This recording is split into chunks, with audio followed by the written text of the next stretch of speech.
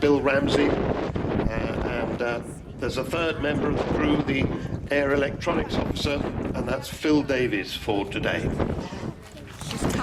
So as she comes running in from our left, starting to accelerate, she's coming in quite slowly. You can see, I can see as I look straight to our left, you can see how strong the wind is from her right.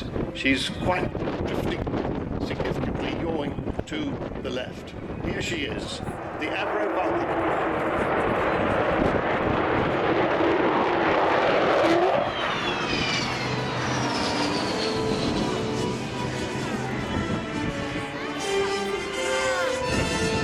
You can see the air brakes coming out on the top and bottom of the wing as she turns away there. That's to slow her down after the acceleration. We just heard the beginning of a Vulcan howl from those four Olympus jet engines.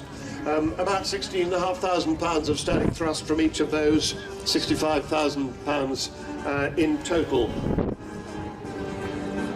This is the aeroplane, don't forget, that protected this country against the threat of nuclear holocaust in the days when she was part of the mutually assured destruction that prevented the Third World War happening.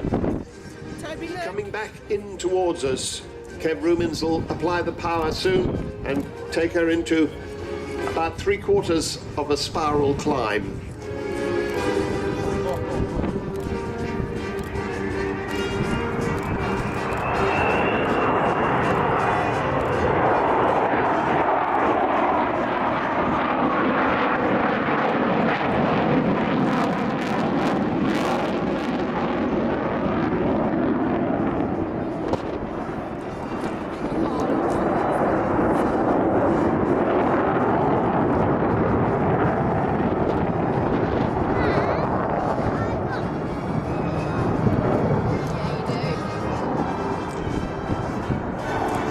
That's the sound of the 65,000 pounds of static thrust.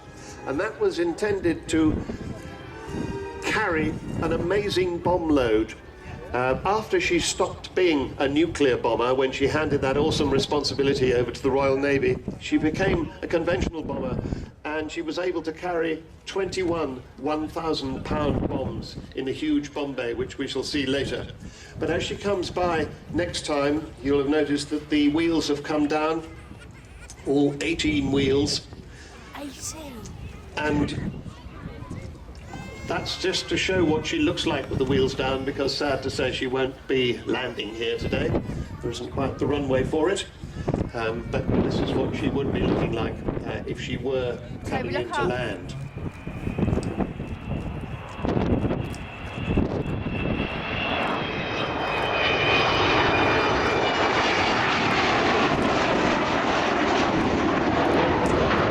And there you see those wheels retracting up into the fuselage to get her back to that clean shape. It's interesting that that shape is so clean, because it looks clean, and when she goes away from us, you see that it's a very slim shape. And in fact, she was a stealthy aircraft long before stealth was even thought of.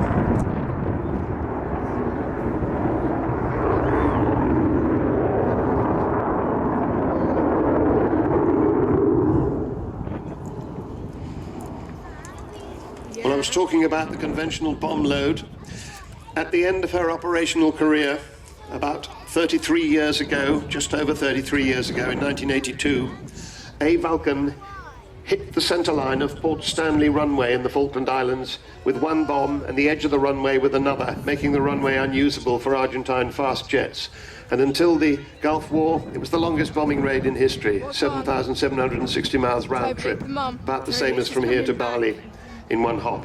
And it took no less than 18 air-to-air refuelings. The thing is, though, they had to drop 21 of those bombs to be sure of just having 2 of them hit the runway, because these were Second World War dumb bombs, and that's what you had to do.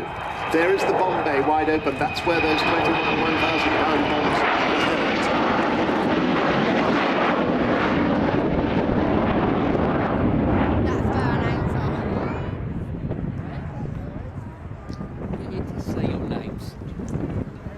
So So for the last few years of her life was called the Vulcan display flight because the people did not want to let Vulcan go. But eventually the Royal Air Force had to retire her, and she was retired in 1993. And then two people decided, basically, well, a lot of people decided, but two particular people decided that she ought to be preserved, and if possible, preserved in a flying state. As she comes by this time, watch for those bomb bay doors closing. You see that area that held the 21 1,000-pound bombs, and the bomb doors are now closed. So in the 1990s, David Walton and his family, who bought this aircraft from the RAF and all the spares, and Dr. Robert Fleming, who decided that he ought to form something that eventually became the Vulcan to the Sky Trust to keep this magnificent aeroplane flying.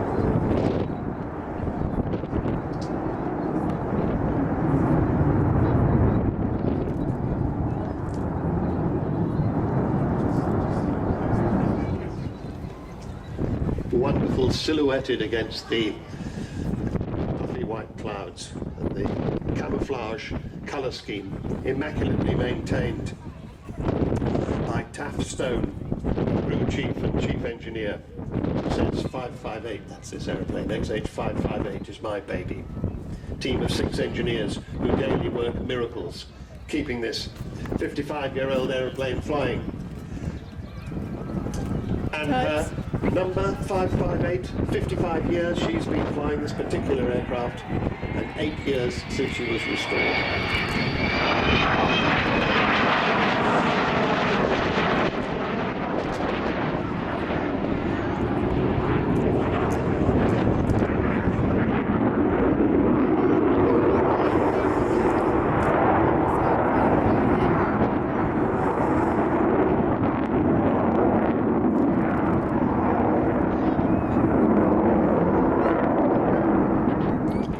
And you can see there that she is as maneuverable as a fighter. She even has fighter style.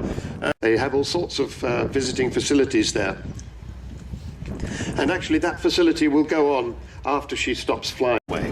We hope to be able to give you a little bit of a representation of that.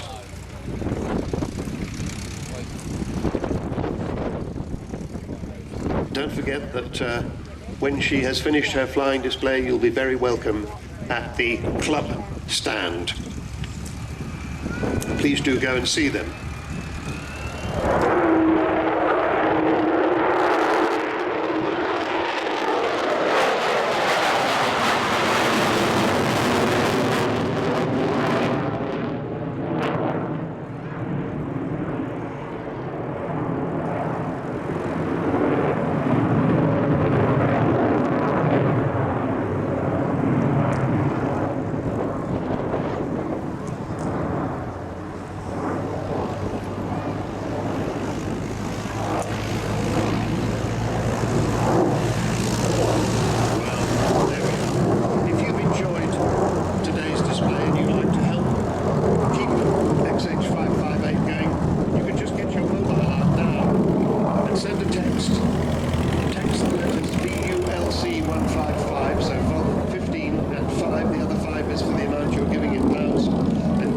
To 70070. So text the letters and figures Vulc 155 to 70070. It'll cost you a £5 plus your standard text charge. All of the fibre goes